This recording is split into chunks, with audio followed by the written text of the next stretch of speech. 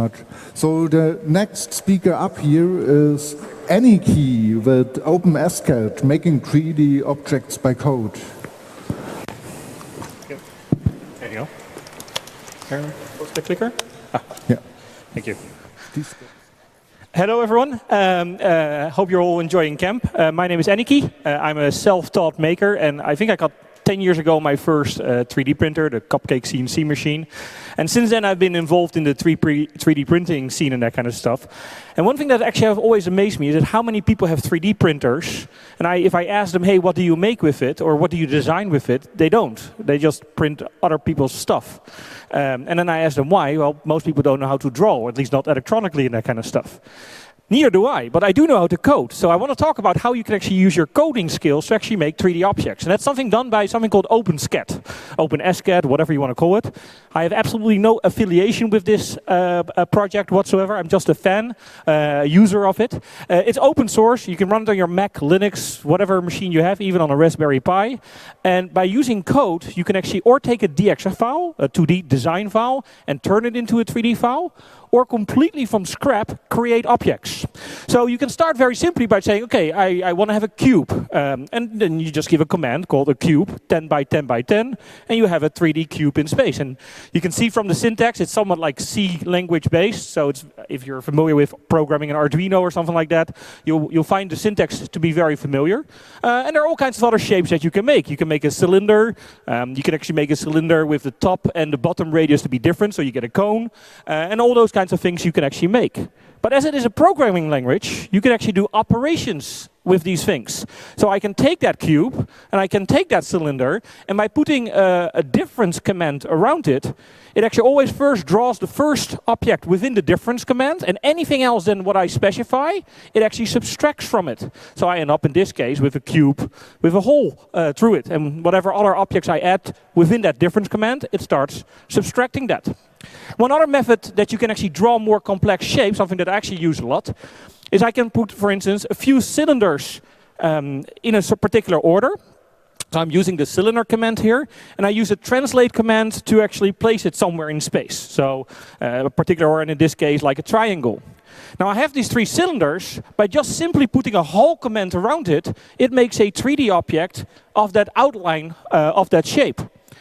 Now, if I want to have maybe holes in this triangle, I can take those exact same three cylinders, just shorten the radius a little bit, but keeping them on the same space, and use my difference command, and I end up having a nice triangular plate with rounded corners, with holes in it, and all that kind of stuff.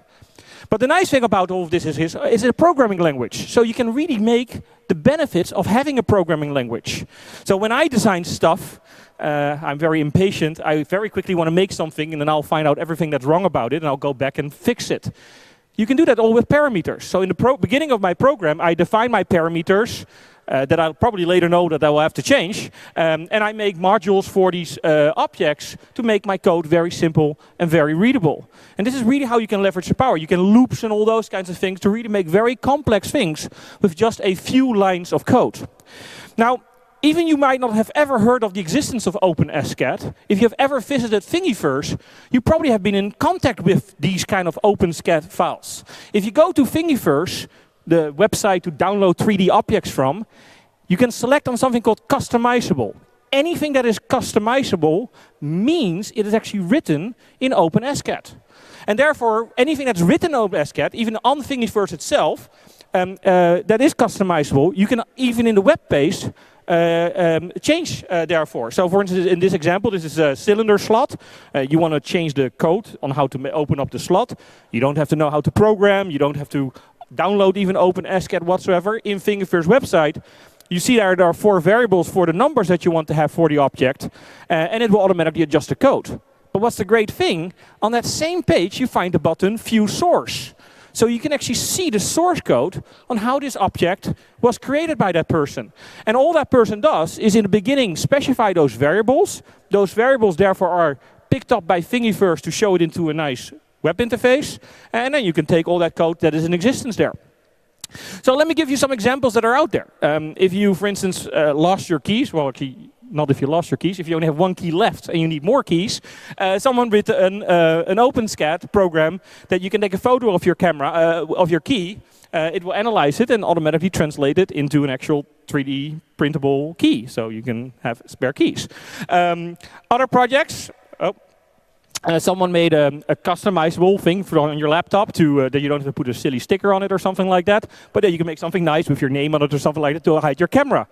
Someone made it for quick set keys. If you have a quick set key, I actually tested it last week, you can just type in the code and you get it. So hopefully I've given you some ideas, and go create and make something and share. Thank you. So